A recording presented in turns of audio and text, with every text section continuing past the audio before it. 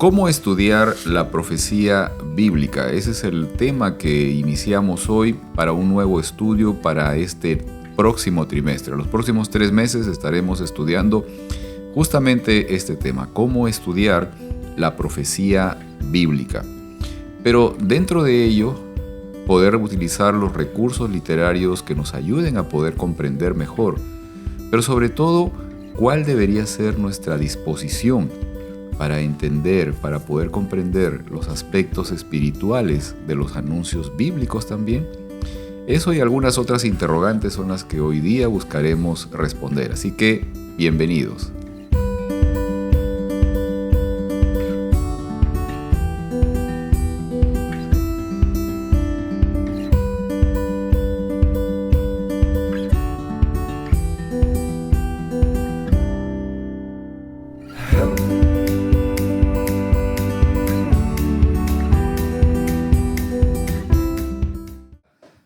Bienvenidos a este momento de estudio de la lección de escuela sabática.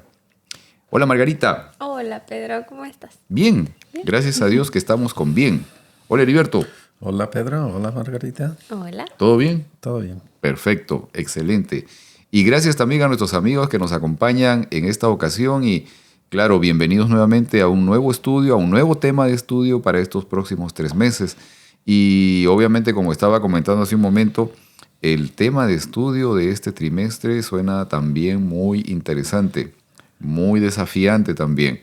¿Cómo estudiar la profecía bíblica? Y creo que va a ser de mucho provecho porque de una o de otra manera nos va a permitir poder comprender mejor los mensajes que la Biblia nos entrega respecto a los temas proféticos. Pero ¿qué tal si comenzamos con una oración? ¿Quieres orar, Margarita? Bueno, parece bien. Querido Señor, gracias por tu amor, gracias por tu espíritu. Lo pedimos en especial hoy al abrir tu palabra, que sea tu espíritu y tu mente en nosotros para comprender y compartir lo que tú nos das. En el nombre de Jesús, amén. Amén. Amén. Y el título de la lección en esta semana es Algunos principios de interpretación profética. Y quiero leer del libro de Jeremías, el capítulo 9, el versículo 24.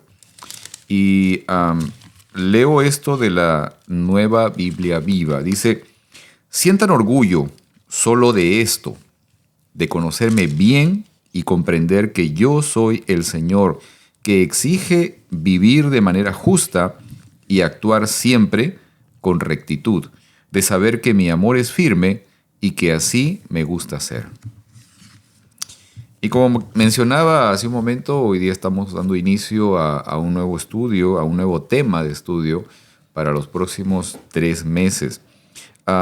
Y dentro de esto, obviamente tenemos la oportunidad de poder revisar elementos importantes de lo que significa el análisis de lectura, el poder, digamos, tener mente abierta para poder leer también, leer cuidadosamente los textos bíblicos, identificar la estructura, los recursos literarios, el contexto, etcétera, etcétera. Pero también dentro de ello vamos a tener oportunidad de conocer un poco más respecto de la simbología profética, de los símbolos que existen en la Biblia, qué significan estos símbolos y el porqué de la razón de los símbolos también. O sea, porque eso, digamos, también genera un poco de curiosidad el hecho de por qué se utilizaron símbolos y por qué es que no se dijeron las cosas de manera directa, ¿no? Dentro de esto, obviamente, debemos comprender algo que es muy importante y a lo cual debemos prestar mucha atención también. Y es el hecho de que el anuncio profético tiene, así como toda la escritura bíblica, tiene un elemento, un componente espiritual. Y dentro de ello, la disposición espiritual nuestra es muy importante para poder recibir justamente la enseñanza necesaria, no solamente de información, sino principalmente de transformación para nuestras vidas. Eso es lo fundamental. Y esa es la parte que nos toca justamente poder comentar en esta ocasión. Así que quiero leer ahora del libro de Apocalipsis, el capítulo 1, los versículos del 1 al 3. Y leo de la versión, la Biblia, lo que dice así. Apocalipsis capítulo 1, versículos del 1 al 3. Esta es la revelación que Dios confió a Jesucristo en relación con los inminentes sucesos que era preciso poner en conocimiento de sus servidores. El ángel enviado por el Señor se la comunicó por medio de signos a Juan, su servidor. Y Juan es testigo de que todo lo que ha visto es palabra de Dios y testimonio de Jesucristo. Dichoso quien lee y dichosos los que prestan atención a este mensaje profético y cumplen lo que en él está escrito, porque la hora final está al caer. Creo que aquí es muy interesante el poder tratar de, digamos, de identificar cuál debería ser mi actitud cuando estudio la Biblia, ¿no? O sea, de qué manera nuestra actitud al leer o al estudiar los escritos tiene un impacto, ¿no? Un resultado en lo que obtenemos.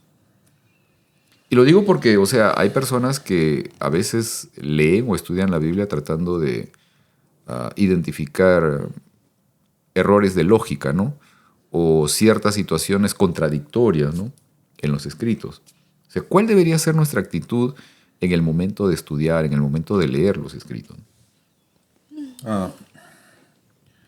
Bueno, primeramente, miramos aquí en estos textos como una cadena de dónde viene la palabra de Dios, ¿verdad? Porque dice que el ángel se lo dio a Juan y el Juan viene siendo el profeta y el profeta se nos dio a nosotros. Sí. En realidad es Dios se lo dio, el ángel lo recibió de Dios.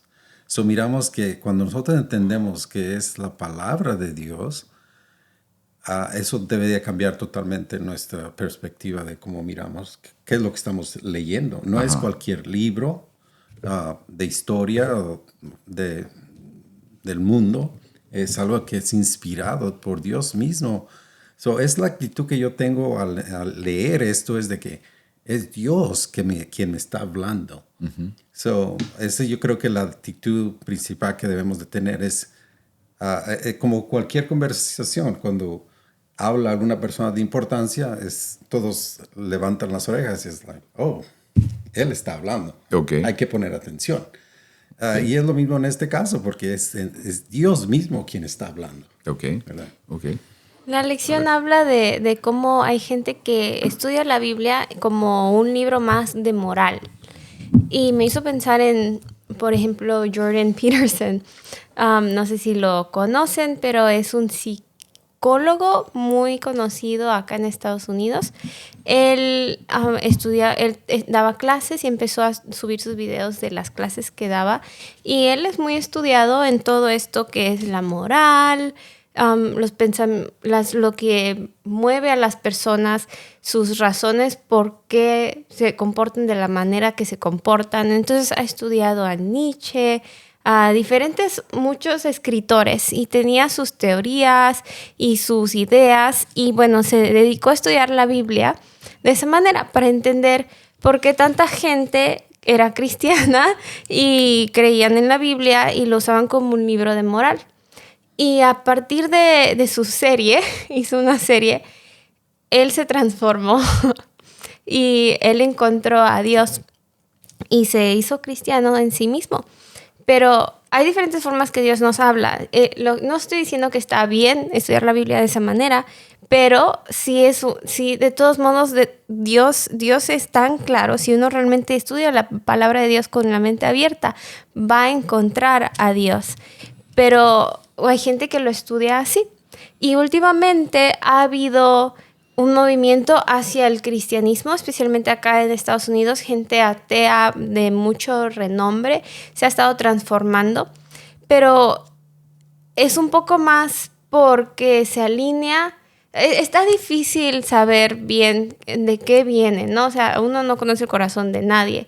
Pero las personas que son más liberales argumentan que las personas más conservadores se están volviendo cristianos porque encuentran que la Biblia se alinea con los movimientos políticos.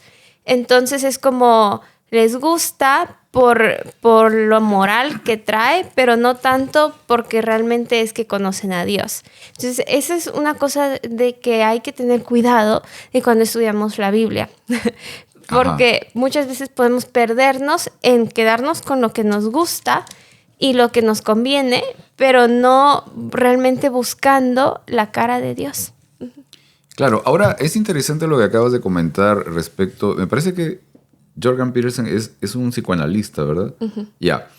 Ahora, en esta parte, o sea, aparentemente, digamos, inicialmente, ¿qué es lo que él deseaba encontrar probablemente al leer o al estudiar los escritos, ¿no? Buscaba entender por qué tantos cristianos se basaban en la Biblia, porque la Biblia es algo que ha movido a la historia de la humanidad por mucho tiempo. O sea, todo lo que sucedió en Roma, o sea, esa transformación de pues, la política con la religión. Entonces, pues había que entender y explicar las historias de la Biblia y por qué las personas se relacionaban tanto con ella, o por qué, eso. Claro. Ahora, o sea, es interesante, claro, porque, por ejemplo, los escritos, no solamente la profecía, sino en general los escritos en la Biblia pueden ser usados, por ejemplo, en los negocios, pueden ser usados para dirección de casa, para la familia, en fin. Lo que estabas mencionando antes también era el tema de que aparentemente, o sea, este personaje estaba buscando también el poder identificar razones por qué las personas, digamos, en general adoptan los escritos para poder, digamos, asumir una conducción o una guía moral también, ¿no? Ok. Ahora, él estaba buscando eso, pero después de todo ello, al final, ¿qué es lo que encontró, no?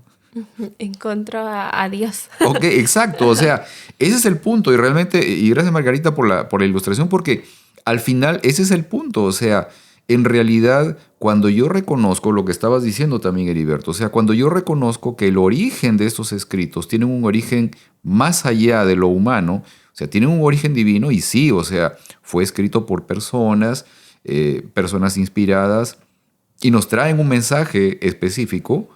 Dentro de ese mensaje hay una persona de la que se da anuncio, o sea, hay una persona de la que se da testimonio y es a esa persona a la que necesitamos conocer. ¿Sí? Esa es la parte central. Yo pienso que eso es lo importante aquí. ¿Okay? Ahora, ¿de qué manera debo buscar a la persona de la que se dan testimonio en los escritos? Si yo sé que está allí, ¿de qué manera debo buscarla? ¿Sí? Eso es importante, ¿ok? Y esa es la parte central dentro de lo que significa nuestro estudio también en la profecía. Okay. Muy bien. Ok, vamos a avanzar aquí. Quiero leer de Apocalipsis, capítulo 12, versículos 7 al 9. Dice esto: Se desató entonces una guerra en el cielo. Miguel y sus ángeles combatieron al dragón. Este y sus ángeles a su vez les hicieron frente, pero no pudieron vencer, y ya no hubo lugar para ellos en el cielo. Así fue expulsado el gran dragón, aquella serpiente antigua que se llama Diablo y Satanás, que engaña al mundo entero. Junto con sus ángeles fue arrojado a la tierra. Ok. En la profecía muchas veces encontramos símbolos. Es lo que estaba mencionando hace un momento antes de este tema, de este momento de estudio. Heriberto estaba mencionando eso. O sea, el tema de los símbolos, ¿no? ¿Por qué usualmente en la profecía, sobre todo, encontramos símbolos? ¿Qué razones identificamos para el uso de la simbología en la profecía? Por ejemplo, ¿no? Yo no sé si has llegado algún momento a leer, por ejemplo, El Quijote de la Mancha, el libro. Ok. ¿Tú llegaste a leer ese libro, Margarita? Sí. Ok. Sí, lo leí. Si hemos tenido oportunidad de leer, por ejemplo, ¿no? Hay algunos símbolos que usa, o sea, hay, bueno, hay una serie de simbología realmente que Cervantes usa en este libro, tal vez el libro más famoso de la literatura española. Ok.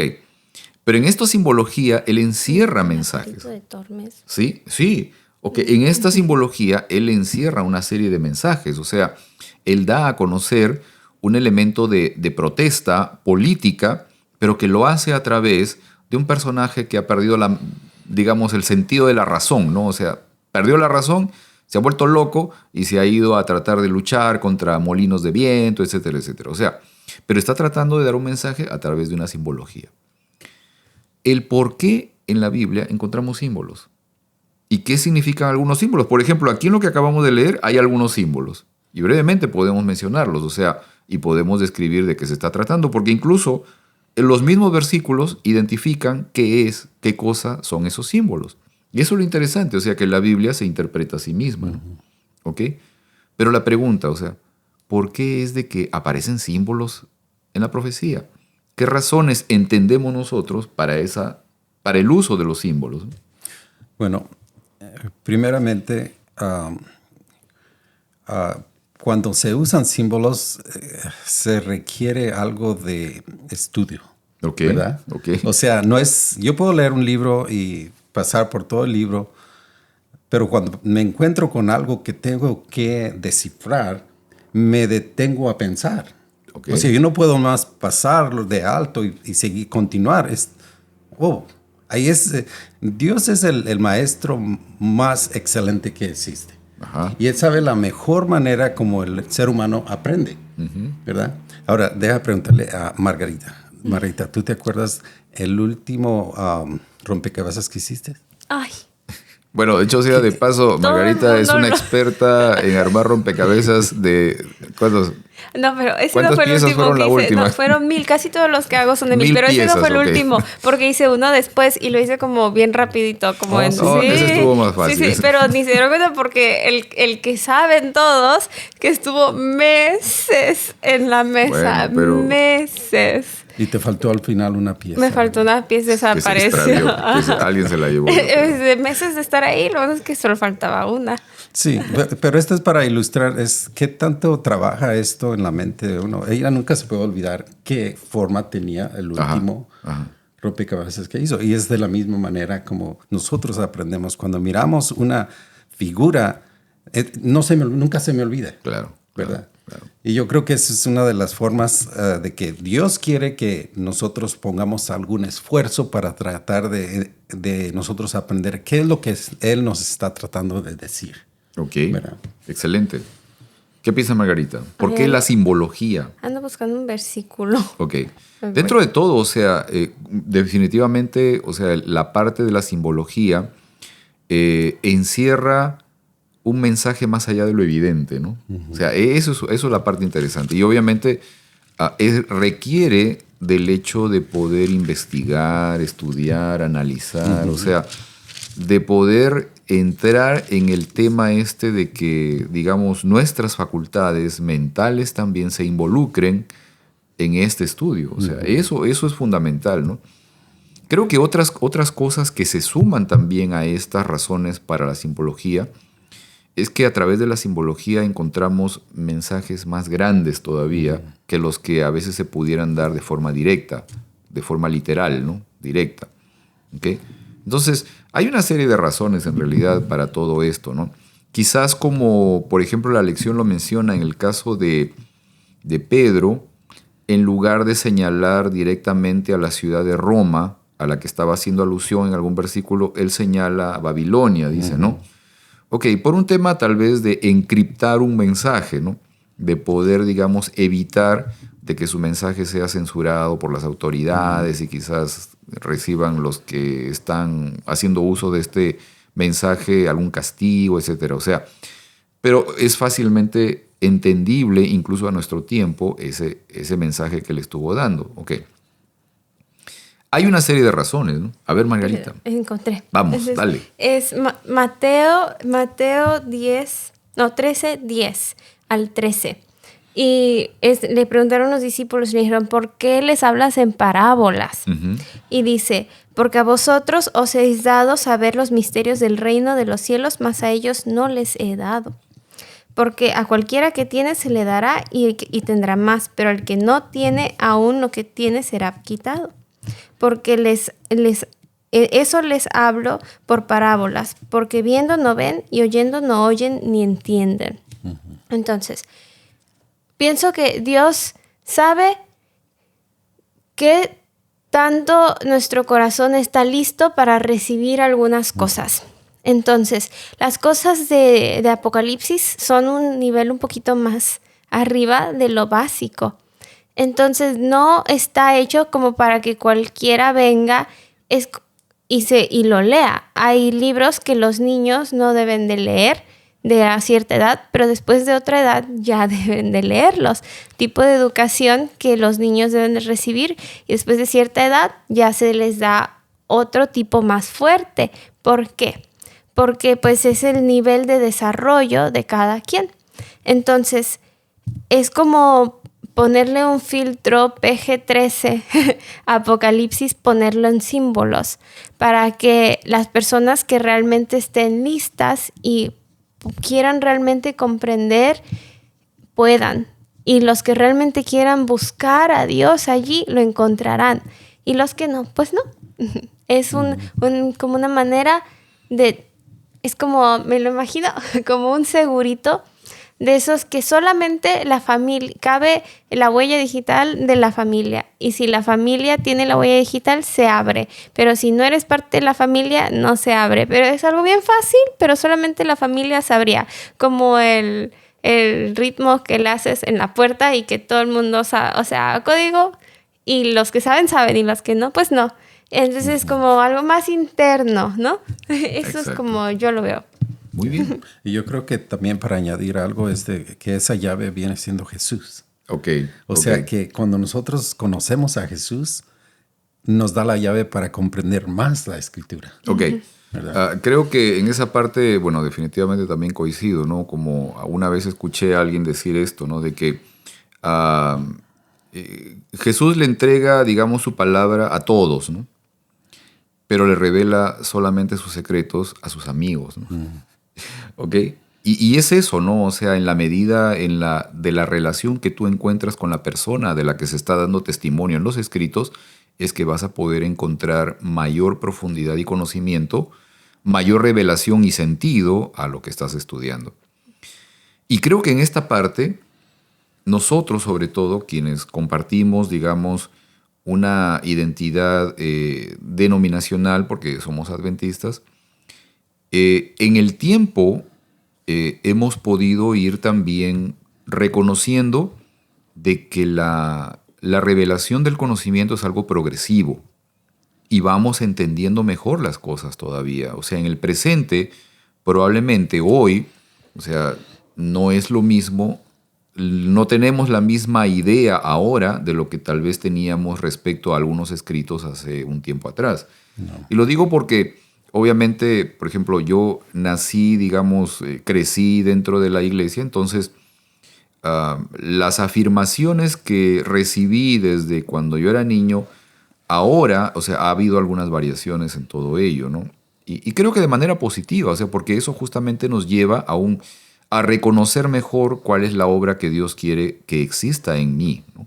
Y la mejor manera de poder relacionarme también con las personas, ¿no? Y también lo observo eso en nuestro grupo pequeño. Claro. Nosotros estamos en un grupo pequeño juntos y estudiamos la Biblia los viernes.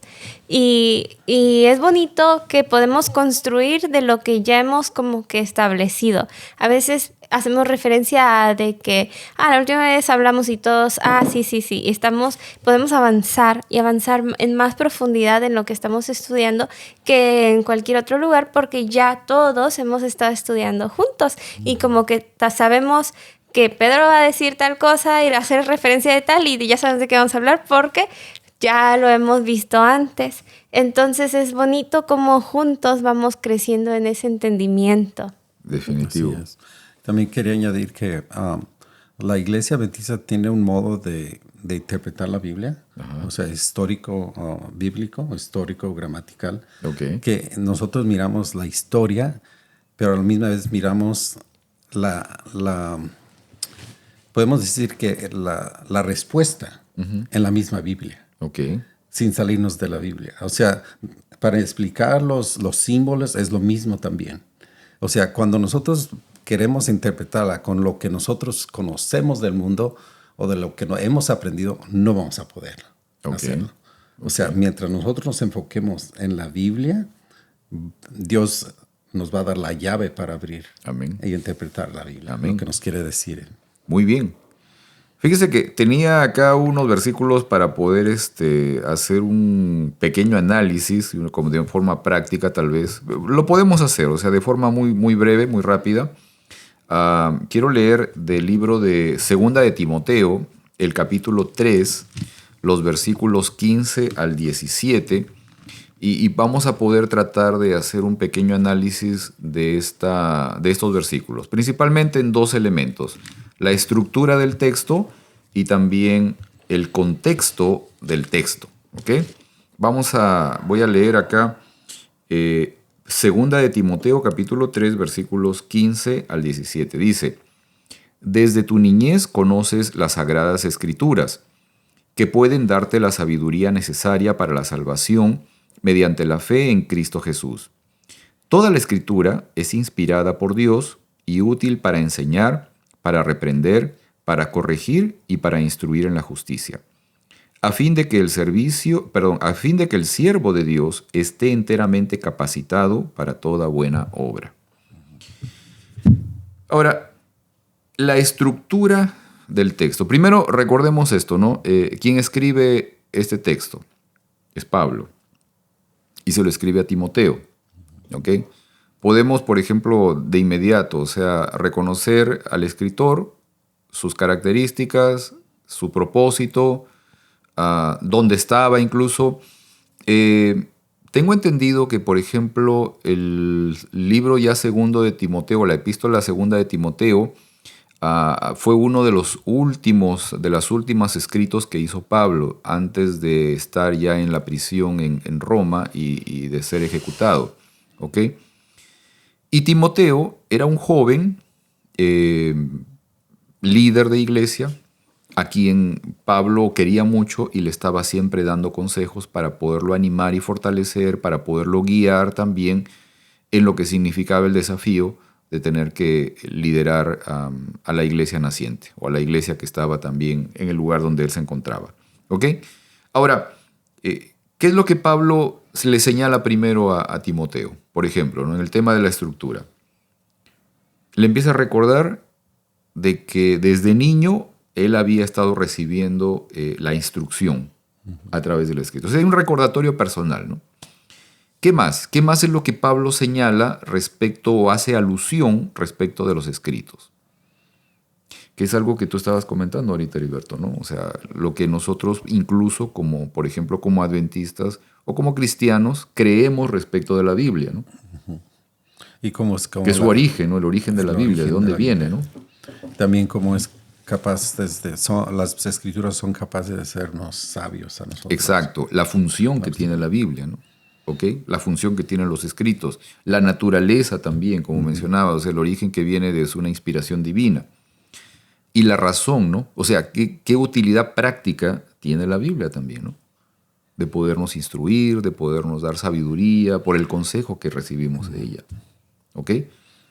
Muy bien. Ahora, en la parte del contexto, creo que también había estado comentando antes, o sea, un poco, ¿no? El contexto histórico, como les decía, Segunda de Timoteo parece que fue uno de los últimos escritos de Pablo, justamente antes de su encarcelamiento en Roma y posterior muerte, pero se le estaba mandando a Timoteo. Y Timoteo lideraba a las iglesias, o a la iglesia básicamente en la localidad de Éfeso. Allí es donde él estaba, ¿no? Allí se ubicaba. Ahora, hay un propósito también de contexto inmediato, ¿no? La preocupación de Pablo para que Timoteo pueda, digamos, sortear algunas dificultades en un tiempo que iba a ser difícil y que iba a sobrevenir situaciones cada vez más difíciles también, pero Pablo lo animaba a Timoteo a poder aferrarse a las Escrituras para poder recibir el consejo necesario a través de ellas también. Y obviamente hay una relevancia teológica dentro de esto, y es el reconocer, como estábamos mencionando hace un momento, la autoridad, ¿no? La guía de autoridad que tienen los escritos por ser inspirados por Dios. ¿Ok? Esa es la parte, digamos, cómo podemos ya ir haciendo un análisis de lo que estamos justamente leyendo aquí. Hay otras partes ahí que se pueden sumar, la lección también lo menciona, poder identificar palabras claves, digamos, qué palabras nos están, digamos, dando la idea respecto a cuál es la intención final que tiene el escritor, el mensaje que le quiere dar a la persona o a las personas a las que está dirigidas este mensaje, etcétera, etcétera. Pero quisiera que pudiéramos ir a un plano, digamos, un poco más profundo todavía. No quedarnos en el tema, digamos, del uso de los recursos literarios para poder analizar o para poder investigar los escritos, sino que podamos ir un poco más allá todavía. Y quiero leer del libro de Primera de Corintios, el capítulo 2, los versículos 14 al 16. Y quiero leerlo esto de la versión, la Biblia hispanoamericana de traducción interconfesional. Dice esto: la persona mundana es incapaz de captar lo que procede del Espíritu de Dios. Lo considera un absurdo y no alcanza a comprenderlo, porque solo a la luz del Espíritu pueden ser valoradas estas cosas. En cambio, la persona animada por el Espíritu puede emitir juicio, sobre todo sin que ella esté sujeta al juicio de nadie. Porque ¿quién conoce el modo de pensar del Señor hasta el punto de poder darle lecciones? Ahora bien, nosotros estamos en posesión del modo de pensar de Cristo. Ok, acá hay algunas cosas interesantes que quisiera que pudiéramos comentar, ¿no? Por ejemplo, de lo que dice Pablo aquí, ¿a qué crees que se refiere este asunto de la persona mundana, ¿no? ¿O por qué crees que la persona mundana no alcanza a comprender lo que procede del Espíritu? ¿Qué es lo que nos quiere decir Pablo con esto? ¿Qué entendemos con esta parte, ¿no? ¿Por qué es que él señala o aduce o dice de que la persona mundana sencillamente no va a tener la posibilidad de encontrar realmente el mensaje que está trayendo la palabra? Interesante porque conocemos muchos casos donde las personas a veces hasta se burlan de los cristianos, ¿verdad? Literalmente piensan que estamos locos al nosotros creer en lo que la Escritura dice, ¿verdad? O sea, esta es una persona mundana que no busca salvación, que no cree en Dios. Okay. Y para él la Escritura en realidad es un libro que no tiene valor. Y todo el que lo lee es en sí un tonto, ¿verdad? Pero nosotros sabemos que cuando tenemos el Espíritu de Dios, por eso es que cuando nosotros leemos la Biblia, ¿por qué la leemos? La pregunta fue, ¿por qué leemos la Escritura? Ajá. ¿Con qué actitud? Y es porque yo busco la persona de Dios en la Escritura. Okay. Y Él se muestra en la persona de Jesucristo. Okay. ¿Verdad? Entonces, cuando nosotros conocemos y empezamos a conocer el plan de salvación, entonces se nos abren las puertas y no solamente ya no sabemos cómo llegar hacia la salvación, pero cómo conocer a la persona de la salvación. Ok. ¿Verdad? Ok, ahora, pero por ejemplo, Pablo está mencionando el asunto de que hay personas que sencillamente, digamos, él los menciona con un término que es mundano, ¿no? O acá dice también la persona animada por el Espíritu. Ok, pero, o sea, cualquier persona, digamos, que estudia los escritos, ¿va a ser una persona animada por el Espíritu? Lo digo porque, en todo caso, debería, digamos, asumir el hecho de que cualquier estudioso de la palabra, un teólogo, por ejemplo, va a ser una persona netamente transformada o va a ser una persona que, digamos, espiritualmente va a estar mucho más adelante o más cerca del cielo que yo, ¿no? O sea, ¿es en realidad así?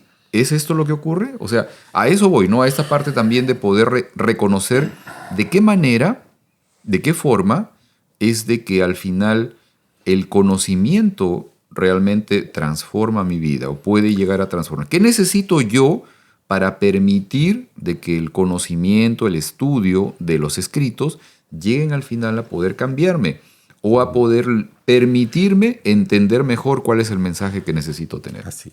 Déjame. Esto me recuerda a una historia de una persona que no creía nada en Dios. En sí empezó a leer la Biblia para probar que Dios no existía. Ok. Y ese es miramos el poder tan grande que existe en la palabra.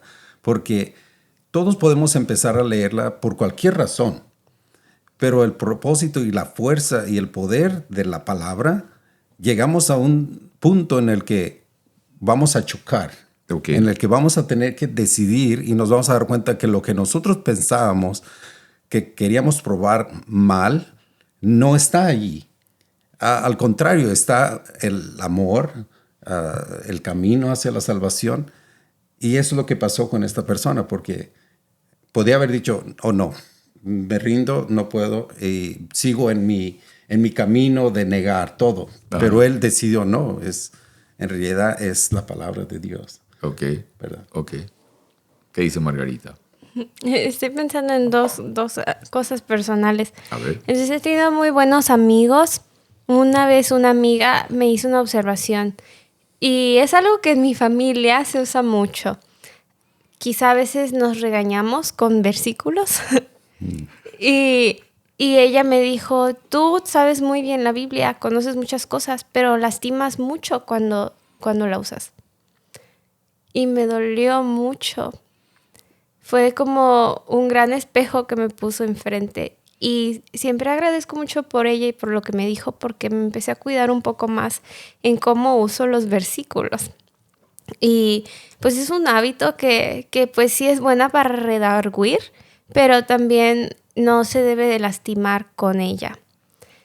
Entonces pienso en las grandes personas que hicieron cosas muy malas basándose en la Biblia. Y eso es una forma así como un extremo, pero también hay otro en el que leemos el año bíblico y lo leemos todo, pero ni supimos qué leímos. O sea, tampoco muchas veces nosotros caemos en eso, que leemos la Biblia por leerla o leemos en la mañana por cumplir. Y ya pasó una hora, ya. Pero ¿qué? Ajá. Entonces, algo que yo, por ejemplo, antes no hacía es que ya no escribía en mi Biblia porque la cuidaba mucho y porque la mantenía muy bien cuidada. Ahora la ven y está muy deshecha. Cada lugar que voy le caen pedacitos blancos. Pero ahora la aprecio mucho más que antes. O sea, la ven así, pero es porque la aprecio más. Y está toda rayada. Porque en un momento pensé, yo no puedo estudiar medicina y no tocar el libro. Necesito escribir en el libro, porque si no, no estoy aprendiendo. Y me di cuenta que cuando estudio medicina, escribo todo. Y mi libro termina todo escrito, pintado. Y así sé. Y me acuerdo de lo que escribí al lado de lo que está escrito y mis notas y dónde está, porque realmente lo estuve estudiando. Y cuando hice ese clic, dije, ¿y por qué no estudio así mi Biblia? Y empecé a estudiar mi Biblia así y ahora está más rayada que nunca. Pero cada vez que leo algo que ya estaba rayado, me acuerdo de lo que pensé en ese momento y por qué lo pensé. Y es un recordatorio de todo lo que Dios ha hecho por mí. Y realmente ahora está más estudiada que antes. Ahora, es interesante, y gracias Margarita por el comentario, porque estaba pensando en esta parte de lo que comentaste hace un momento, y es el hecho de que utilizando los escritos, y verdaderamente, o sea, utilizando los escritos, incluso utilizando los anuncios proféticos, se han digamos, cometido barbaridades también en la humanidad. Y muchas cosas, ¿no? Persecución a personas de una determinada raza por un color de la piel, o digamos, ejercicio de dominio en algunas naciones, en algunas partes, en algunas culturas, en alguna época, contra las mujeres, por ejemplo, u otras cosas más. O sea, se han hecho una serie de situaciones terribles, se han cometido, como digo, atrocidades, utilizando los escritos, o sea, haciendo uso justamente de lo que aparece también escrito en la Biblia. O sea, ¿cómo es de que, digamos, si entendemos que el propósito de los escritos es poder ayudarnos a entablar una mejor relación con los demás, ¿cómo es que algunas veces puedo utilizar los escritos más bien para poder dañar, afectar o destruir, eliminar incluso a mi semejante, ¿no? ¿Cómo es que llegamos a esto, no? O sea, ¿cómo existe esa paradoja? O sea, que utilizando los mismos escritos llego a conductas totalmente diferentes, ¿no? A resultados totalmente diferentes en lo que se refiere a mi relación con los demás, ¿no? ¿Por qué? ¿Qué es lo que está mal allí, no? Es la naturaleza humana. Sabemos que los peores enemigos están en el mismo hogar, en la misma iglesia. Ajá. ¿Verdad? Ellos son los que supuestamente deben de ser los que nos apoyan, los que nos animan, pero a la misma vez son aquellos que nos atacan también. Sí, posiblemente. Sí. Ellos conocen de las escrituras y a veces las usan, como dice Margarita, para atacar Claro, claro. a los mismos miembros. Por ejemplo, en la época en la que Jesús tenía que nacer, ¿no? Por ejemplo, los maestros de la ley, ellos conocían los anuncios proféticos, o sea, conocían la profecía. Sabían que tenía que venir un Mesías. Probablemente sabían incluso el tiempo, sabían algunas señales que iban a ocurrir de la venida del Mesías, ¿ok? Pero cuando llegaron, digamos, los ángeles primero y anunciaron de que ya iban a ser el Salvador del mundo, no fueron donde los religiosos, no fueron donde los teólogos, no fueron donde los maestros de la ley, sino que fueron donde los pastores de ovejas, ¿no? Y a ellos les dieron el mensaje y ellos fueron rápidamente a buscar al Mesías que había nacido. Y lo encontraron, dice, en un pesebre. Lo encontraron allí, ¿no? O sea, en un establo, ahí lo encontraron que allí había nacido. Ok. También llegaron del oriente unos sabios que no eran del pueblo de Dios, que eran gente considerada pagana, o sea, gente que no tenía, digamos, la revelación de los escritos, no tenía el título de ser pueblo de Dios, o sea, era gente que vivía en otra realidad, en otra cultura, que tenía otro background espiritual, o sea, totalmente diferente. Ok, ellos llegaron a buscar al Salvador. Y entonces allí cuando los religiosos, porque llegaron donde Herodes y les preguntaron, ¿no? Le preguntaron a Herodes, hey, ¿dónde nació el Salvador? Porque hemos visto su estrella. Y entonces mandó a llamar a los maestros de la ley. Y vengan, y díganme, ¿qué pasó aquí? Oh, sí, dice que van a nacer en tal parte. Pero pregunto también, ¿no? Al final, estos maestros de la ley fueron a Belén a confirmar realmente de que el Salvador había nacido. Parece que no, o sea, la Biblia no dice eso, o sea, dice que solamente fueron los sabios que habían venido de Oriente, nada más fueron hasta Belén y de ahí se fueron por otro camino a regresar a su tierra, ¿no? O sea, ¿por qué esta situación? O sea, ¿por qué nuevamente? O sea, el hecho de que yo tenga mucho conocimiento respecto de la Escritura, pueda entender incluso cabalmente, pueda interpretar correctamente los escritos, la profecía, etcétera, etcétera, al final no llega a hacerme una persona conectada con Dios necesariamente. ¿Qué es lo que necesito para que esto ocurra? Eso es lo fundamental. A ver, Margarita, yo pienso que en esta parte de que tú te estás esforzando en poner apuntes, de tomar notas, para que tú puedas concentrarte y fijarte en lo que estás estudiando y recordar las cosas. ¿Dónde entra allí ese elemento fundamental para permitir que lo que yo encuentro en los escritos lleguen realmente a hacerme una persona diferente? Pues yo no lo estuve estudiando primero por estudiarlo. Ok. O sea, lo estuve estudiando, estaba buscando consuelo. Y encontré consuelo. Pero pues anotaba mis pensamientos. Y lo hice porque pues en sí pues estaba estudiando. Pero pues realmente yo estaba buscando consuelo. Y lo encontré. Amén. ¿Qué piensas de Liberto? Nosotros podemos, como dije, podemos tener diferente actitud por lo que nosotros lo leemos. Si nosotros tenemos un espíritu de Dios en nosotros que nos guía, que nos lleva a la Escritura, a adentrarnos más, cada vez más en ella. Yo creo que esa luz, esa que nos empuja a hacerlo, debe de ser no por nada personal. O sea, no porque yo quiero algo, o no porque voy a alcanzar algo, ¿verdad? O sea, todos queremos algo de alguien. Y quizá empezamos por la razón equivocada, ¿verdad? Porque yo quiero llegar al cielo, porque no quiero yo quemarme en el infierno, ¿verdad? Pero en realidad cuando conocemos a Jesús, y si empezamos porque queríamos llegar al cielo, nos damos cuenta que Jesús es todo. Tener una relación con Él no tengo que esperar para yo llegar al cielo. O sea, puedo tener esa relación hoy en día con Él. Exacto. Y tener ese mismo sentimiento de que ya no puedo yo no tengo que esperar porque ya tengo yo una relación con Él.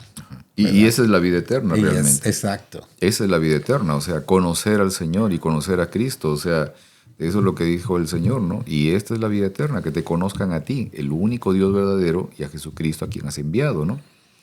Y pienso en definitiva que cuando yo me quedo estrictamente en lo escrito, digamos, puede ser por un conocimiento teórico, puede ser por una interpretación, digamos, profética. Cuando yo me quedo en ello, sencillamente corro el riesgo de poder darle un uso diferente a lo que estoy entendiendo, a lo que estoy recibiendo, ¿no? Pablo está diciendo aquí, quiero que lo podamos analizar en punto final también de este momento de estudio, Primera de Corintios capítulo 2, versículo 16. Él está diciendo lo que habíamos leído hace un momento. Dice, ahora bien, nosotros estamos en posesión del modo de pensar de Cristo. ¿Cómo es que llego a entrar en ese modo de pensar de Cristo al estudiar los escritos? Me gustaría, a mí me encanta Pablo. No sé, Pablo me encanta, me parece un hombre muy inteligente. Definitivo. Y algo de Pablo me hace pensar también en Jordan Peterson. O sea, imagínate ser alguien que tanto tiempo enseñó y estudió algo de una forma y luego cambiar de opinión públicamente y ser público. O sea, eso toma mucha humildad y es una humillación muy grande. Porque cambiaste de opinión, todo lo que enseñaste por mucho tiempo es distinto. Entonces, voy a compartir este versículo, está en 2 de Crónicas 7:14. Si se humillare mi pueblo, sobre el cual es invocado mi nombre, y oraren y buscaren mi rostro, se convirtieran de sus malos caminos, entonces yo los oiré desde los cielos, perdonaré sus pecados y sanaré su tierra. Entonces, es una humildad de ser maleable, de ser abierto a ser cambiado. Amén. Humildad de poder decidir que quizás estaba mal en lo que yo estaba pensando, pero también firme en algunas cosas. O sea, que no cualquier cosa que escuchas o que aprendas te cambie. Firme en algunas cosas básicas, algunos fundamentos, pero suficientemente maleable de cambiar, porque sin cambiar no crecemos. Uh-huh. Entonces, esas personas como Pablo o Jordan Peterson las admiro mucho porque han cambiado. Admiro mucho a mis papás porque los he visto cambiar y han cambiado hacia algo mejor. A veces las cosas malas nos suceden y es bien feo, pero cambiamos y se nota. Yo lo veo en ellos porque los tengo cerca. Es una transformación y realmente es difícil, pero afuera las personas pueden ver ese crecimiento. Muchos lo verán y será más la luz que uno puede dar. Amén. Amén. Definitivo. Fíjate, todos estos elementos que estabas comentando ahorita, Margarita, ¿no? O sea, lo veía en el aspecto de que cuánto necesito, digamos, poder entrar en ese vínculo con la persona que está allí dentro de lo que yo estoy estudiando para poder permitirle, digamos, encontrar un cambio en mi vida, ¿no? El tema de la humildad, o sea, lo que dice ser maleable, o sea, exponerme a un punto de reconocer de que mi limitación, mi necesidad y también mi vulnerabilidad, ¿no? O sea, convertirme netamente en un ser vulnerable en las manos de Dios. O sea, para que Él me pueda modificar, para que me pueda cambiar. Ese es el elemento de la humildad, ¿no? Lo que está señalando allí también, o sea, el hecho de poder, que el Señor desea que busque su rostro, ¿no? Recuerdo cuando éramos, en mi casa, ¿no? Cuando éramos niños y jugábamos con mis papás y me acuerdo que estábamos chicos y nos subíamos por el cuello de ellos, o sea, nos subíamos por atrás y queríamos estar abrazándolos y cerca de ellos, ¿no? Eso es lo que el Señor quiere de nosotros. O sea, esa parte de cuando expresa, ¿no? Y que mis hijos, o sea, busquen mi rostro, o sea, estar tan cerca del Señor que incluso podemos besarlo, o sea, estar cerca de Él, ¿no? Eso es lo que el Señor quiere, ¿no? Esa parte, sencillamente, o sea, esa parte de entrega, de reconocer mi necesidad, de mi dependencia, decirle, Señor, yo no puedo, sé tú en mí, ¿no? Eso es lo que quiere el Señor. Y eso nos va a permitir poder darle un verdadero sentido a lo que nosotros llegamos a encontrar en los escritos, en los anuncios proféticos. Que eso transforme mi vida y me permita entrar en un mejor vínculo con Dios y con los demás también. Amén. Sí, pero nomás quería añadir porque esto me acordó de la historia de los dos discípulos que iban caminando en el camino a Emaús. A Emaús, exacto. Y ellos estaban tristes Así es, porque ya habían crucificado a su maestro y no sabían qué iba a pasar. Entonces aquí miramos cómo Dios se le acerca a ellos y no lo pueden reconocer. Así. Y Él les explica las escrituras, empezando por los profetas del Antiguo Testamento. Así es. Y eso es lo hermoso de esto, porque Él mismo les está explicando lo mismo que ellos tenían, ¿verdad? Pero al final de cuentas ellos se llenaron de ánimo y quisieron seguir adelante porque se dieron cuenta, ya cuando se dieron cuenta que Él partió el pan, que Él era Jesús. Él era, ajá. Y es lo que quiere que nosotros que tengamos esa actitud. Sí, a veces empezamos a leer la Escritura por cualquier razón, estamos tristes o lo que sea, pero al final de cuentas encontramos a Jesús. Amén, amén. Que ese sea nuestro deseo. Así es. Encontrar a Jesús en las Escrituras. Amén. Amén. Amén. Muy bien. Muchas gracias por estos comentarios. Disfruté mucho este tiempo de comentario de la lección. Gracias. Y también quiero agradecer a todos los que oraron por mi examen. Así es. Pronto tendremos noticias, Margarita. Gracias. Pronto tendremos noticias. Claro Mucho que sí. cariño. Claro que sí.